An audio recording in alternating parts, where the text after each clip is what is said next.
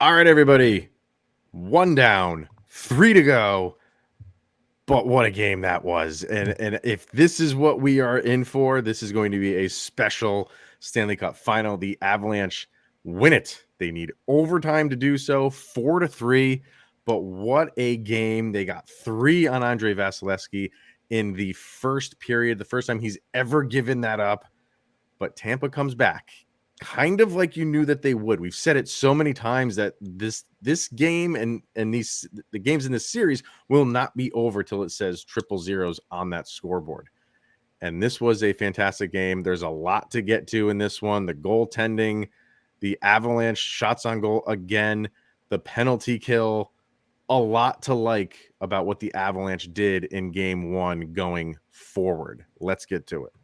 You're Locked On Avalanche, your daily podcast on the Colorado Avalanche. Part of the Locked On Podcast Network, your team every day.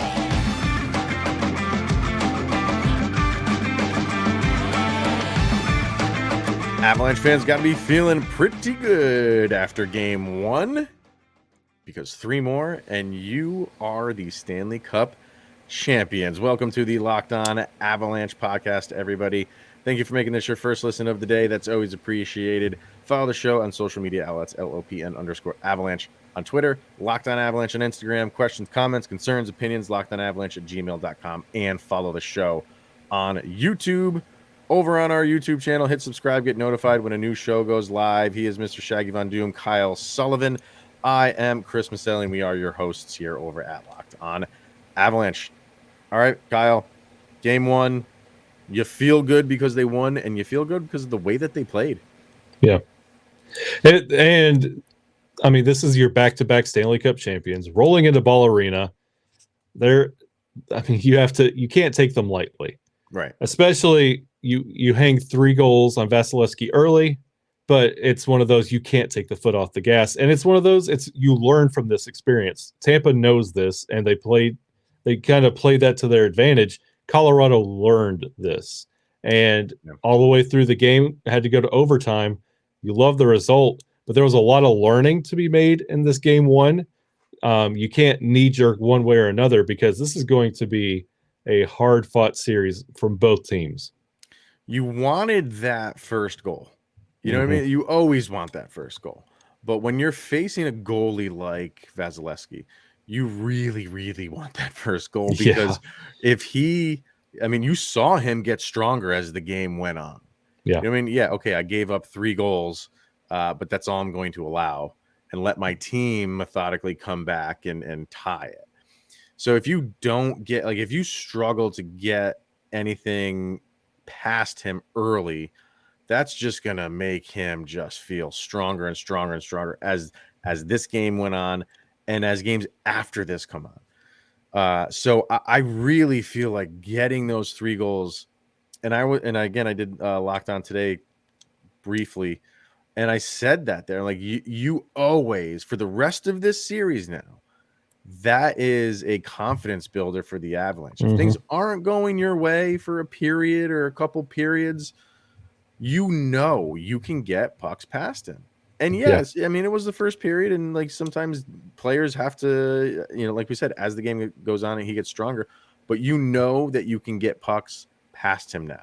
And it happened immediately for the Avalanche. I think that's huge for the rest of this series. And this is the 3rd time Colorado's faced Tampa Bay this season. And it's always been a 1-goal win. It's not been a lot of separation between the 2 teams. And I mentioned it in the Locked On Avalanche Twitter space. That first period felt like one of those heavyweight fights where they're feeling each other out. I'm going to throw this, see how he reacts. I'm going to, game plan for that. And that's how that whole first period felt. Like none of those shots in that first period that got by Vasilevskiy looked like good goals. It looked like he didn't see them. He didn't react the right way. And you didn't feel confident like, yeah, we beat him. You just felt like, oh, that was not a good goal. You had one that hit the post. Mm-hmm. I can't, who was it? I don't remember who was it. I mean, I'll just say Nichushkin because he was everywhere. Yeah, true. Night. He was great. I could be wrong on who that was, but yeah, the first one was he kind of let the puck get behind him, which I think was on a Nichushkin shot, and then Landeskog was there to kind of like clean up the mess. He got that one. And no, Rantanen shot that puck where it got behind him and Landy knocked it in. And then Nichushkin did have the second goal. But yeah, I mean, he wasn't sharp in the first. No. He wasn't. So, and we're talking about how he got stronger as the game went on. You know who else got stronger as the game went on for the Avalanche? Nathan MacKinnon. Yeah. He was not really as visible as I thought he would be from the opening puck drop, but he did. Like, as this game got closer and closer to the end and you're in the third period and this thing is tied, he wanted to end it in regulation. I thought he got, and people are going to talk about Vasilevskiy till they're blue in the face tomorrow, understandably so. But from where I stand, Nathan MacKinnon got as strong as the game went on, in my opinion. And one of those, like you mentioned, Nathan MacKinnon getting stronger, watching Cale Makar get beat on, I think it was goal number 2 for Tampa Bay last. Yeah. And you could see him quarterbacking from the blue line on how everything was breaking down, trying to adjust, and he didn't adjust all the way. He let that be a bad beat, and then you see the defense really tighten up from there. Like that first goal was off EJ, and that looked bad. And then that breakdown on Cale Makar's defensive tandem, that also looked bad. But then the defense tightened up the rest of the way. Like Tampa Bay evened up the shots. The hits were evening up. All statistically, this game was even all the way down. And to see not just Tampa Bay figure things out and tighten things up, but Colorado as well, that's something you really want to take in a game too. Yeah. Like 2 goals, you could have 2 of those goals back. That first one, Eric Johnson he just didn't knock it aside. He should have had a better beat on that. And the same thing with Cale Makar. Like Makar wasn't trailing that play, but he was behind by 6 inches. Yeah. And when you have, the playmakers that Tampa Bay has, that's sometimes all that they need. Yep. And he did. I think he just relaxed for a split second, and then it was a goal. Yep. So I thought early on, like this was a hard hitting game, man. Yeah. Josh Manson was throwing himself around, which was great to see. 40 hits for the Lightning, 43 for the Avalanche. Yep. I really wasn't expecting that much hitting. No. How about you? And the remarkable thing was it wasn't just hitting, but clean hits. Like Manson was taking some good clean hits. Like, Hedman had complaints about them, but that's what he does. It was clean. He does, man. Like, Victor Hedman is one of, if not the best defenseman in the league. He's a whiner. Yeah. I didn't know, like I don't watch a ton of Lightning games, but he doesn't like to get touched. And for a guy that's like that big in his size, that's like LeBron James syndrome that he's got. Yeah. And I don't know about that. And for the refs to kind of stick to their guns and not like overcall the game. Yeah. Both teams had 3 opportunities on the power play. Only one team was able to convert. So like for it to be that clean of a called game, and like the hits, there was nothing where you're like, oh, that's dirty, that's filthy, like, no. Oh, this is going to carry over. There was a lot of respect on both sides on how this was being played. Other than Hedman whining, everybody kind of understood, and there was not a lot of pushing and shoving, and it was respectable.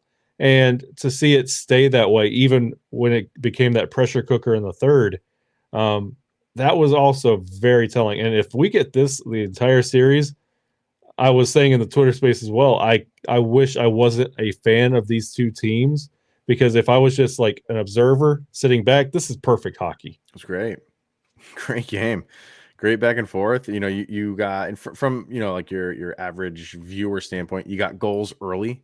So it wasn't like a 0-0 game through 2. you had just and the home team was scoring goals, so you had the crowd that was into it. So from a viewership standpoint, I'm interested to see what the numbers are. For the ratings. That should be out the next day, but I think it was just all around. You couldn't ask for a better game one, and we've said it before with the Avalanche. Like we used to dread overtime, dread it. And I'm telling you, man, I went into overtime feeling good. Not like, where this is. I didn't think it was going to be over like immediately, or because they had that penalty carryover, and they had like 36 seconds left. I didn't think they were going to score off of that. It would have been nice, obviously, but I'm like, I don't know. I just have a vibe. It's the Avs in overtime are different recently. The way you handle the Avs in overtime now is you're interested to see how it plays out instead of knowing how it's going to play out. That's the difference in it this year. Which used to be a loss because we knew how it was going to play out. Embarrassingly, within a minute. Yeah. The man who got that overtime goal, Mr. Andre Burakovsky, we'll talk about him. We'll talk about the goal. We talked about Vasilevskiy. We'll talk about our goalie, how we feel Darcy Kuemper did, and then obviously a sound check that we got to get to. But first, we're going to hear from Built Bar, and we got the new Built Bar sent to us. And I got to say, man, this might be a favorite. This might be top 3 for me. Yeah, I'm thinking the same. Yeah. They sent us the brand new Built Bar Mud Pie flavor, and it comes in both the regular Built Bar and the Built Bar Puffs. Have you had both or just one? Oh, I had them both. I wanted to make sure I had a good grasp on this flavor. Kyle stacked one on top of the other and ate it like a I sat there like this and sampled, wrote it down, kind of how it felt on my palate. He put it into his Built Bar Excel spreadsheet, which spits out a number of a ranking system. But Built Bar, they are always coming out and creating new amazing flavors. And this time, I think they might have outdone themselves with the mud pie flavor. If you're not sure what mud pie tastes like, if you're a chocolate fan, which obviously we are, this thing, I'm telling, like, I'm a big dark chocolate fan. I don't know if you are. Like, I'm the opposite. See, like my wife's like a milk chocolate fan, and my palate has evolved over the years, and I'm more of like a more bitter milk, or dark chocolate. I feel like this is more like the darkest of dark chocolates on this thing, and it's if you're a dark chocolate fan, I would lean to the regular Built Bar. If you're on the fence on if you'd like it, go for the puff. Yeah. So, and the new Mud Pie Bar is rich whipped cream and chocolate mousse smothered in 100% real chocolate and topped with cookies and cream crumble. And there are only 150 calories and 8 grams of sugar. So go to built.com, the promo code LOCKED15 and get 15% off of your order. Once again, that promo code is LOCKED15 for 15% off at built.com. Goalies, we talked about Vasilevskiy. We don't need to talk about him anymore. That's boring. He's good. We get it. Darcy Kuemper in net. I guess, if you want to go, we have 2 days in between games. So we'll do grades. We haven't been able to do grades just because it hasn't really matched up with it's been like the weekend and stuff like that. So we will do grades probably for tomorrow's episodes, which I think one of those 2 days we'll do a crossover with Adam as well. But if you want to throw out maybe a grade for Darcy Kuemper now, what would you give him for game one? It was a solid B. Yeah, and this is, we're recording this shortly after the game, but I think, you don't want to give up 2 goals in 40 to 43 seconds to let them back in the game. Yeah. But on the flip side of that, that's all that was it. You know what I mean? Like, you shut it down after that. I don't think, what did Tampa Bay have on net? 23. Okay. That's an Avalanche game. How many times do we say that? Yeah. When the Avalanche hold someone to right around 20, give or take, plus or minus like 2 or 3, that's an Avalanche game. And you saw it. Like, the Avs defense was they were not letting Tampa get really good looks. They did a couple times, and Tampa's going to, because they have playmakers. But that first goal where Eric Johnson just couldn't knock it aside or take a better stab at the puck, it kind of like skidded off of his blade and went in. I don't put that on Darcy Kuemper. I don't. And the other two, yeah, you can kind of blame Cale Makar, but the second one, like he just needed to get over another, not even a foot, because it did go off the bottom of his skate. So he was going in the right direction. It wasn't like he was completely lost on the play. That was just a great playmaking play. So, yeah, I'm man, I don't know if I'd go. I'll do grades tomorrow, but he was good. I thought overall he performed admirably, not terrible. Yeah, but when you see Vasilevskiy getting hot 200 feet away from you, you want to really step it up. And I feel like the quality of goals started to get worse. That third one for Tampa Bay was not beautiful whatsoever. And I'm not saying that because I'm Team Frankie. Like right. You wanted a little bit more out of that, and you just felt like the offense is what carried, Darcy Kuemper's performance. So I would give him a solid B. I wouldn't go so much as a B-, but it's dangerously close. All right. If nothing else, he's earned his game 2 start. So we'll see. Well, you don't think so? Oh, he's got it. Don't go there now. I'm not saying he doesn't deserve to play in game 2. I'm just saying he probably shouldn't have had game 1. Well, I'm still of that mindset. That's okay. That's all right. Especially like in hindsight's 2020, if you would have had Vasilevskiy breaking like he did early in that first period, you would have kept Frankie hot. And I would have been very curious to see how he would have handled the rest of that game. So that's just my 2 cents. The game winner, I mean, you got to feel good for Burakovsky. You know what I mean? Like, who knows what's going to happen with him after the season is over? We don't really care about that right now. But if he does things like this, maybe the Avs bring him back. I don't know, but just being a healthy scratch for a handful of games, and then this is what he's capable of doing. He had a good look. It was a great play, and he buried it. And he's a likable guy, but he is a streaky guy.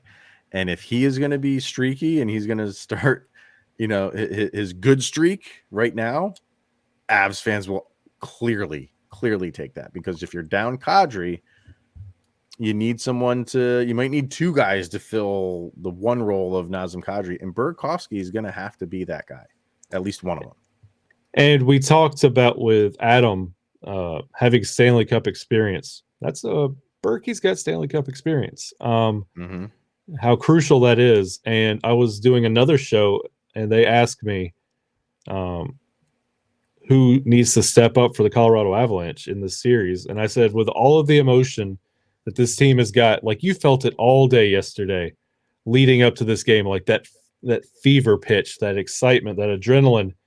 You figured Andre Burakovsky would be one of them, rallying around his guys like, this is my series, this is my team, we could do this. You wanted to see a little bit more out of him. I hated that it had to be an extra time and that overtime. You'd like to see a little bit more out of him, especially you, LOC, but we'll get to you later. But I'm glad that he got that moment, and maybe we could build off this for game 2, and we could have more of that right off the hop in the first period. But I'm glad he got that goal, and he was able to find the net.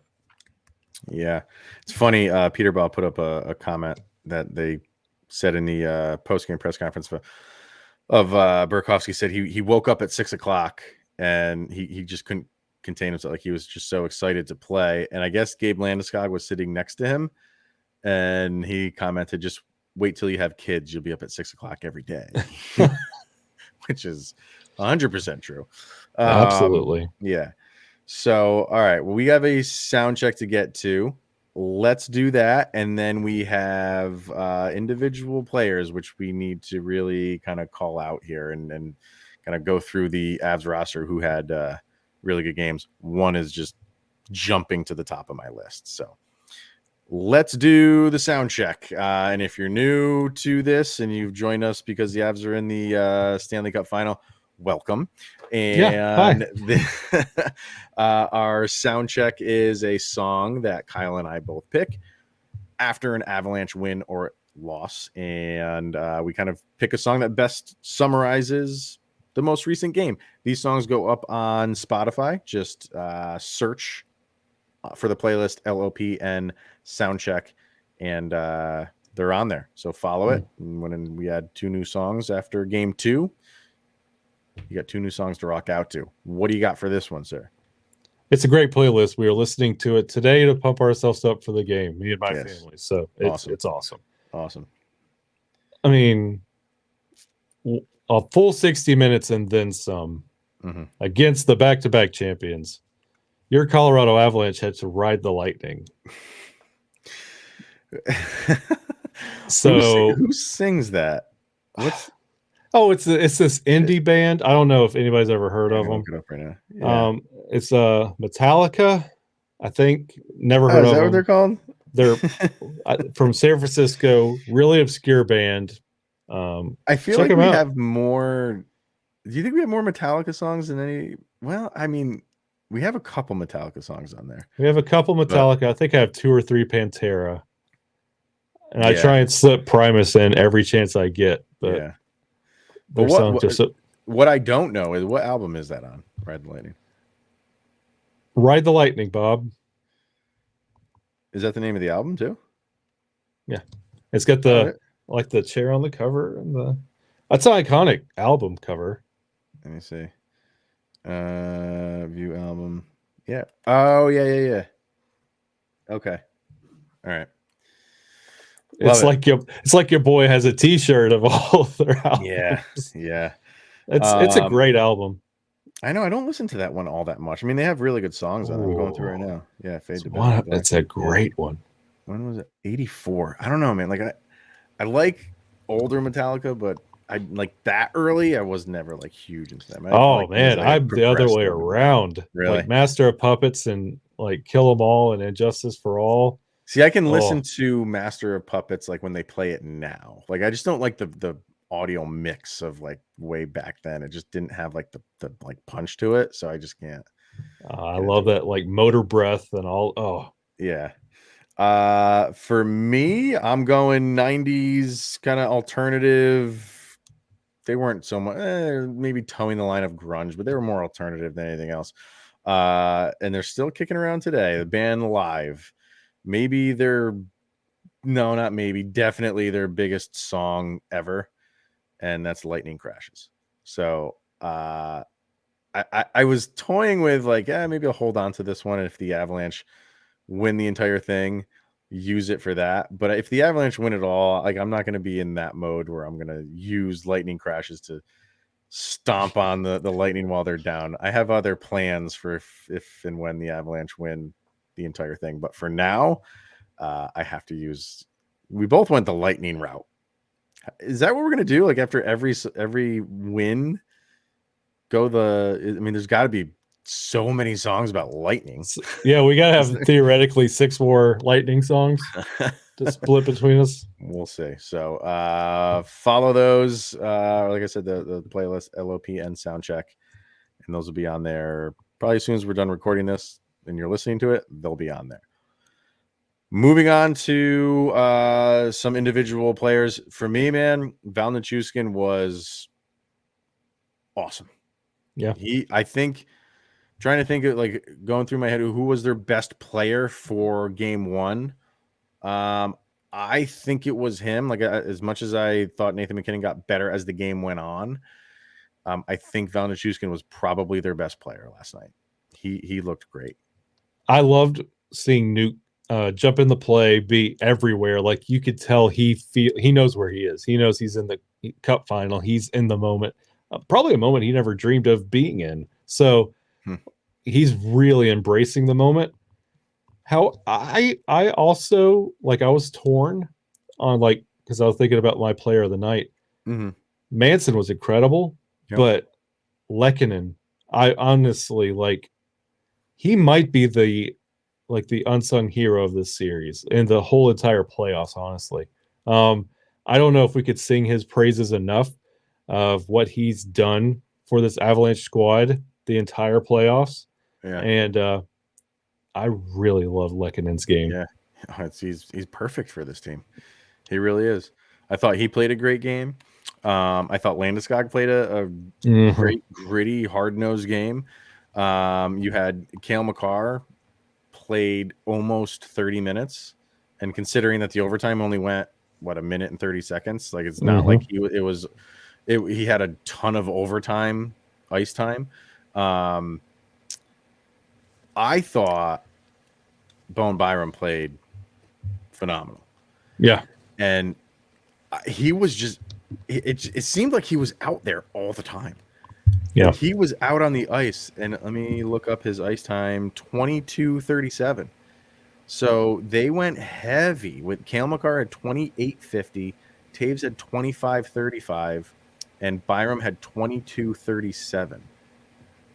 Nobody else had 17. You had Eric Johnson was the next closest at 16:45. So it was like a trio out there. And Byram, again, he's so calm, cool, collected. He knows what he's going to do with the puck. He doesn't make dumb mistakes. And for someone that's that young playing in the Stanley Cup final, I mean, you would think he'd be like this giddy little dude who just like can't contain himself and he's just going to bull in a china shop and just go all over no, he's calm. He knows what he's doing. He's in control. And that shows by how much Bednar trusts him in his minutes on ice.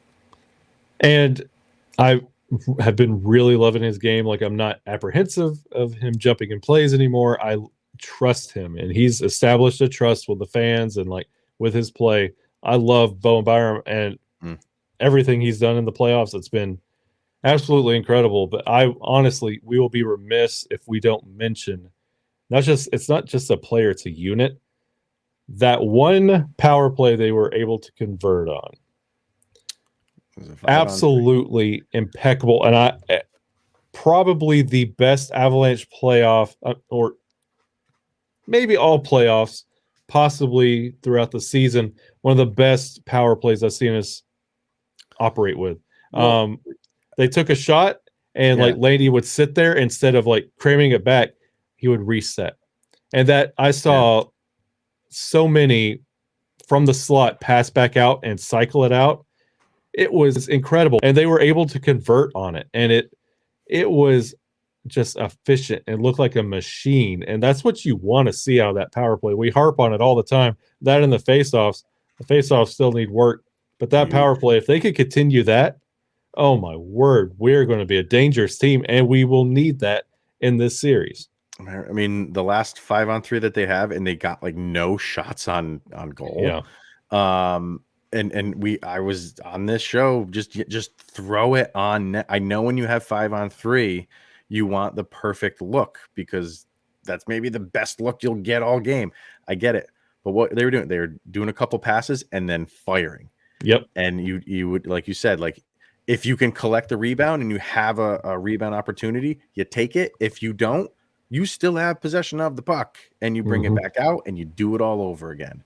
And then that's exactly what they did. So, and it was great that they got the goal before the first penalty was up. So they still had another penalty. Like, I mean, they didn't score on that second one, but it was